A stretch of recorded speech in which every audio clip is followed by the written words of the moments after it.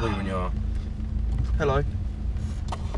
Good afternoon, sir. My name is Frosty Fez. Do a little intro. Say some fun facts about yourself. Favourite colour, lucky number. I like that. That seagull's about to get run up on Monday. Poor thing. Hey guys, how's it going on? Lewis here with Tommy, Frosty Fez on YouTube, and today we are doing a little video on my car. Yeah, so the video before this would have been me collecting the seats we're currently sitting in, hopefully, if we can get them out. So, as I'm down here, it's like a 2-hour drive, I thought might as well, a few people in comment on my channel and Frosty channel, just saying like, we'd like to see a little collaboration. So, it's going to take me out in his pretty much sort of track setup Fiesta, fat wing, the most beautiful gearbox system I've ever seen in my life. Like, the shifter is just, what's it called? CAE. CAE. It is like the creme de la menthe, and it's caged. And yeah, so we can go out for a drive and see what it's Fiesta's about, because you're running the V1 hybrid. So this is the V1 hybrid turbo. So it's pretty much a super stock turbo, 1.6 bar, 260 brake on the dyno. So it's not a massive difference to the standard turbo, but it just gives a bit more top end. It's quite nice. So yeah, it's good fun. Let's hit it. Let's go, bro. Hit the road, Jack. Right, 20 miles per hour. Yeah. No excessive off speed limits, please, sir, because that is illegal. Okay, so we're now just out on the road, and I'm going to be honest, the first thing first, right, I can't stop looking at the gears. Oh, this is beautiful. It just reminds me of like, it's like a Fast and Furious film, you just want to keep changing up and down, even if you didn't need to, you just keep doing it. I do it all the time, like, literally just to change gears. It's so close, like, I was sitting in it, I just tapped it and I was like, I'm in gear. It's in gear. Like, what the hell? That is insane. I fucking love it. Okay, so let's won't talk about the car straight away, let's talk about the man behind the Frosty Fez, the Lewis. Alright, what made you obviously you started doing YouTube not long after I did, didn't you? Like a while after, around Ford Fair last year, would you say? Yes, I can't remember exactly when it was. So I remember originally meeting you. I went up to Essex and I met you, and I was like, yo, like, you made those videos right on YouTube. Oh, I remember now. That was the day I stripped up my rear interior. Yeah, it was. Yeah. I was like, yo, your videos are dope, man. And I was like, yo, because I've always been into YouTube, right? So I've made gaming videos on other channels. Yeah, and, some of them do stuff like that. Yeah, so some of them flopped, some of them were quite, not really massively successful, but I've always enjoyed, being a content creator and making videos, and just basically put myself out there, and entertaining people, helping people out. So that's where it all started, really. And Tommy was a big inspiration for me when coming up on YouTube and making the videos, and sort of just put myself out there. There wasn't a lot of it on YouTube, so I thought, I'll put myself out there, put my 2 cents in, and that was how it started, really. So yeah, it's the exact same sort of me. Like, I was watching like TJ Hunt and all stuff like that, and I used to love cars, love YouTube, but I never knew about car YouTubers until like I randomly just stumbled across it in like an end of a Tanner Fox video. I saw TJ Hunt, I was like, who's that guy? And I got obsessed with his videos, and I was like, why can't I just try this for myself? So I just picked up a camera one day, went out and shot a video, and since then I've done it like non-stop, made it a thing that I love to do, and then I've met a lot of great people on the way. So like, it's great for meeting people, talking to companies, just learning more about your car and other cars. Like, I've learned a lot about, I never thought I'd be able to do anything on a car, and now I work in a car trade. Like, I can fit my own intercoolers, I've done an exhaust on my mate's car, like, because I just thought, I'm just going to try it for myself. Like, win or lose, I've learned something, and it's worked very well. So in the long run, YouTube, like, it helps learn stuff for yourself as well. But this video is not about me and stuff, so let's talk. So that's sort of how you got into the whole YouTube scheme of things. Now, Lewis's car is my car's a unique Fiesta, right? Don't get me wrong, but Lewis is on another level of unique Fiesta, because you've got a crazy wing, crazy gearbox, you've got like the full tracksuit, but you've changed it up so much. I always see on Fiesta films like, oh, send this splitter, send this induction kit, send this exhaust. You've had Miltech, Cobra, KMS, you've now got a custom exhaust. Like, why do you keep changing? Why can't you just be happy with something? Why have you always got to be like, oh, I'm going to change that mod for this mod now? I've always been subject to change. Like, I've always been subject to change in anything, really. And I think it's just more like experimenting with things and seeing, what the perfect thing for me is. I've never been one to, just follow. Yeah, and just Be a buy sheep. something. Yeah, be a sheep, Follow the really. crowd. And that's not a bad thing, you know. At the end of the day, people are different. But I think it's just more of a case of I've always wanted to get things perfect in my own eyes and my vision, and that changes every now and then. But with the whole track look and stuff, you know, it's just what I enjoy, I like, and you know, I watch a lot of YouTube videos to do with racing, etc. You've got your time attack and stuff, and I've been inspired by people, you know, that I've met through these cars. Like I met Matt Coates at Ford Fair, and I thought his car looked awesome with all the aero and stuff. And when he, you know, mentioned as well that it was functional aero, I was like, yo, this is a no-brainer. I really want to give this stuff a try. And I think ever since then, I've just wanted to try different things and see how they work. I've got plans to do a big underbody splitter, which not a lot of people have done on their Fiestas. Yeah, I was looking at them last night. Yeah, so just cool little things like that, and I like being able to do different things, and I like being able to do the DIY stuff and just see how it works. And same with the intake that I'm currently making for my own car, just see how that works as well. And you know, it might not be the best in the world, but at least I can say I've made it and I've enjoyed making it. So yeah, it's all about what you learn on the road. Yeah, do you know what I mean? That's it. We're currently stuffing track it. Yeah, we probably took the worst route possible. This is literally the worst route possible. But so yeah, you've done a lot of mixing. So what's sort of, obviously right now, are you thinking different power wise, change for a different turbo? Like you said, you're running about 260 brake, which to be fair isn't a lot for a hybrid turbo. No. So will you be looking into going a new turbo setup or a new tuning company, or are you happy with staying as you are for like the track thing? So with this turbo that I've currently got, as you guys, like I said at the start of the video, it's good for what it is. It's a very good turbo, don't get me wrong. I've never had really any massive issues with it. The only problem that I have is the fact that, you know, I am, and I think for everyone it gets to the point where you just want more power. You get a bit bored of the power. Yeah. So I'm really fascinated by the new Revo turbo because of the fact that they've sort of upscaled both sides of the turbo rather than just one side. So I'm really fascinated by how that works, and it sounds bloody awesome as well. So I'm looking. RT330 is. I've seen them go. They got my mate Jake Bartlett. He's got one, and he ran on just normal semi-slicks. I think it's semi-slicks, about 12.3 down the drag strip, and that's not like a tuner owner car. So they haven't done load of tuning. That's just his car, like a customer car. Yeah, it's a customer car. Like anyone can run it. That's absolutely crazy. Power. I like that. So yeah. RT330, X47R, VT330R, I would like to experience it for myself and see how it feels, but I don't know, I'm swinging towards the Revo turbo at the moment.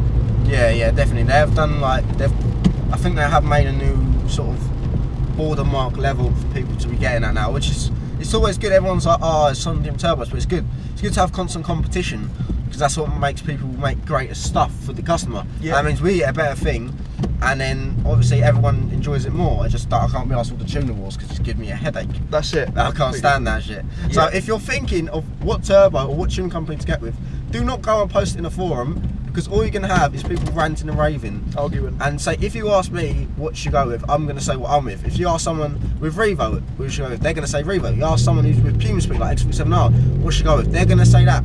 It's all about finding the right car for yourself. Like, try experience different turbos, go out in someone's car, drive it for yourself, because that's when you find out the one that's right for you. Definitely, I completely agree, and I think it's just, a lot of it is down to what people feel comfortable with, and personal opinions. Yeah, that's it. And they all have different power reaches and start at different stages and stuff like that. I completely agree. I think all of the companies are great from what I've heard. There's stigma around some of them, pretty much all of them. There's stigma around all of the companies. There's always someone's always going to find a flaw, or someone's going to have a personal problem with a company or something, but it doesn't mean that you will as well. It's like if you go 100 people going to Sainsbury's, 1 or 2 people might have a problem, find something, or have an argument. It doesn't mean it's a shit company. It just means that person on that day was unlucky. That's it. It's just how it is. Like, it's not a 100% foolproof plan. Well, at the end of the day, the way you got to look at it is, it's still a car. Things can go wrong. It's no one's fault, really. Yeah. These companies obviously, well, they've got loads of customers that have, had successful experiences with them. So it's just a bit of a shame that there's some people out there who do have problems and like to pin all of the blame on the company, really. Yeah, definitely. So, I mean, coming back to, I think that the idea of the car and the plan is I would really, really like to go out on track with it, because I'm always Have you had a track there yet? No. Track experience? No, I haven't. Oh, Oh, my friend, you have not lived. I haven't. It's No. the most sexual experience of my life. I can imagine. I've done Silverstone twice for like just Ford Fair, but I know it's not a track day, it's not a track experience, but it's like, I think it is classed like a track experience. You're on there for 20 minutes and I come off always with like no tyres or no brakes left, but the biggest smile on my face ever. I can imagine. So it's just so worth it. And with the setup you're running, you will just be in love with your car. Your money pit will get even deeper. It is not good for the bank. It's not good for the bank. No, I can imagine, honestly. But you know, before I do go on track, I want to make sure everything's perfectly in check. The last thing I want to do is blow up my car, basically. So I'm going up to Perron, I think later on this month or next month. So we're going to basically do a test on the turbo, maybe do a retune, that sort of thing. I also want to get pretty much better tyres for the track, and I want to get some coilovers as well, because I'm about to say that you're on springs at the moment, aren't you? I'm on the H&R 35s. They're great springs, but a good set of coilovers will not do you wrong. Like, if you're looking for track, I would never recommend going cheap. Like, I've got cheap coilers on my BM just because I don't care about that. It's just for skids. But on my Fiesta, I've got BC Racing fully adjustable top mounts, damping everything. They are beautiful. They're like one whole piece, and I am in love with them. It's one of the best purchases I could have made my Fiesta. Handling is just up to a dime on that thing now. Imagine. I feel like I want to do a cheeky pole. We all spin it a joke right now. I like the turbo noise of yours, mate. It's a lot different to mine. It's a lot different, yeah. It's a proper noise sound. Oh, that music. He also has a crazy side exit exhaust, if I didn't say that already as well. It is sick. I love it. When I see 82 race car on one, I'm like, I want to do it, but I don't got the balls, but you did it. I absolutely love it. Definitely the best sounding exhaust I've ever had. I'm happy with it. I say it now, but I'm not going to change it. I probably will at some point, but at the moment, knowing me, that's it. But fully custom. Yeah, fully custom. Wow, it still retains the front Miltech section, like a part of it. Pretty much been like just comes off. Yeah, so it's got a big fat box on the front of it, which is basically just a resonator, about that big, and 2.75 inch into a 2.5 whatever. Yeah, whatever. But it's got a nice sort of vibe in the window up now. It's got like a rumble to it. It's kind of definitely. So is that a fully custom exhaust? That just that part there, that section? Yeah, that's fully custom. Yeah, So, because usually, I'm gonna be honest, when I hear custom exhaust, they never sound good. They always sound the same. It's a bass tone and it does not sound nice. It's loud, but not a nice sound. Yeah. But that sounds really good. That sounds like it has been made, like mass produced, like a Miltech race or something. Like, it doesn't sound like someone's got a split scaffold pipe and stuck them. Like, sick one, mate. Yeah, no, I like, it completely genuinely agree. has a good tone to it. Yeah, cheers. I really like it. It's definitely unique. I'd run one myself if I wasn't too scared to do a side exit. Go for it. And man. I've got lower side splitters, so it won't really work. Oh no, that's the only issue. Yeah, I'm not planning to get those. So, but Yeah, you got to touch it. Well, I could just cut a section out of it. that would Well, I look wanted weird, to. wouldn't I'd be very gangster. it? Yeah. But yeah, I do really admire the side exit. I think that's fucking sick. It's a shame that it's raining. Otherwise, I'd actually be able to put the power down. Yeah. Do you get the same? Same in my area, like especially with my 76. I was coming down there actually. I went to foot down, then I was just spinning, and I was like, it's not worth You can't it. move. No. Does it literally not go anywhere? Literally just sits there burning out. Yeah. There we go. That's a bit better, isn't it? We can see again. I've been dogging. I like that. It's got a nice deep tone to it. I'm guessing you break a lot of necks, especially with your wing now. I even driving down there, like I had like a guy give me a who looked at my car and gave me a thumbs up, and then I had some women give me a dirty look from my car. It'd be like good look, dirty look, confused look. Like, what is that? Yeah, You literally. must get that a lot with your wing though. Like I- my car's just wrapped. It looks Asbo, but yours has a fat wang on the back A big fat wang. and a bit of like scaffold on the back. holding it Yeah. up. So there's obviously mixed opinions on, you know, anything you do to your car, really. Yeah, definitely. Well, I see it as I like it. It pleases me. That's it. Yeah, You know? that's just the sort of it. That's it. I do admire it.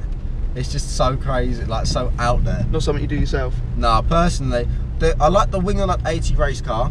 Yeah. I'm just like, I like the wing. I'm just not keen on like the metal structure on the boot. Yeah, That's where it what I sort of don't comes. like. Yeah, I know what you mean. I know exactly what you mean. I'm about to drill into my boot. Oh, no, I can't chill into it. Nothing but drill holes on this car, mate. Will be tidied up, you know, but We'll do one last question before we end it. Okay, say you sold this car right now, what car would you buy instead?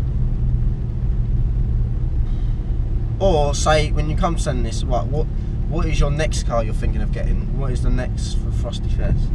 I haven't thought too far ahead, but I would be half tempted to probably go with the Mark V Z-Tech S again. Really? Yeah. Puma lump it. 2 litre Duratec. 2 litre ST engine. Keeping the Frosty Fez style and not Frosty Focus, Frosty Fez still. Literally. Obviously it would probably be in the Imperial Blue because that was just beautiful. Cheap car. I'd probably, if I sold this, get the best one I could find. And then, yeah, 2 litre Duratec, maybe turbo it. Individual throttle bodies. That'd be bloody awesome. Crazy yeah, bastard. that's probably what I'd do.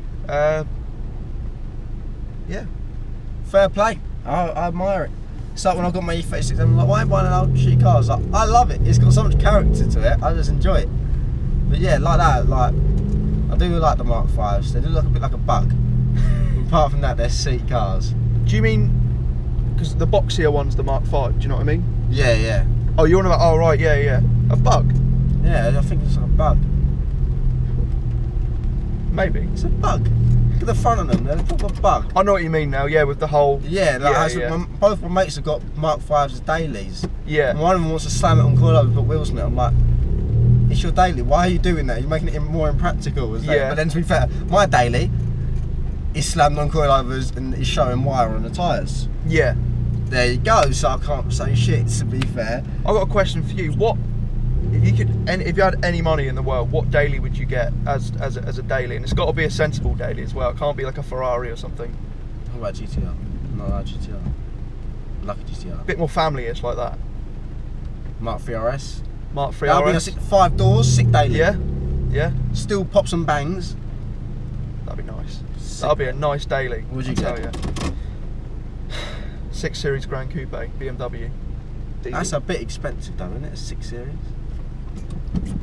I think Grand Coupe, you could probably pick one up for about 25 grand, 20 grand. Fair That's play. not too bad, but yeah, definitely a nice BMW. Proper drug dealer, yeah, aren't you? Mate, that is a drug dealer car. My E36 drug dealer car. Love that. Nice car though. Yeah. Alright, anyway, I'll leave it here because this is a long last video already, I can tell. So, thank you, Frosty Fez, for Thanks coming very on the channel. much. Appreciate it. Appreciate it. I'll have his like YouTube and stuff on the screen, or it'll be the first link in the description for the channel. Once you go over his channel, watch the videos, subscribe, like them. Even if you don't like them, just subscribe, just be nice. Appreciate And it. follow the Instagram stuff out, and I'll have it on the screen as well. So yeah, thank you for taking me out in the car. I am in love with your gearbox, and thank you for your seats. Until next time. So yeah, until next one. Let's see where's the next one. Peace. Peace. Stay frosty. I Peace. can't even reach it. I'd like to slap down, but I can't.